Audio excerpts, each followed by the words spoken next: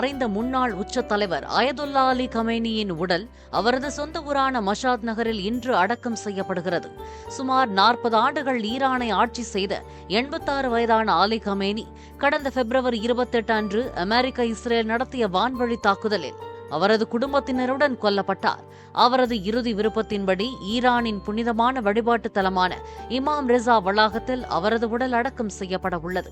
தாக்குதலில் கொல்லப்பட்ட கமேனியின் மகள், மருமகன், பேத்தி மற்றும் அவரது மகள் முஜ்தாபாவின் மனைவி ஜஹ்ரா ஆகியோரின் உடல்களும் அவருடன் சேர்த்தே அடக்கம் செய்யப்பட உள்ளன. டெஹ்ரான், கர்பலா போன்ற புனித நகரங்கள் வழியாக கடந்த 6 நாட்களாக கமேனியின் உடல் ஊர்வலமாக கொண்டு செல்லப்பட்டது. பல்லாயிரக்கணக்கான மக்கள் திரண்டு வந்து கமேனியின் உடலுக்கு அஞ்சலி செலுத்தினர்.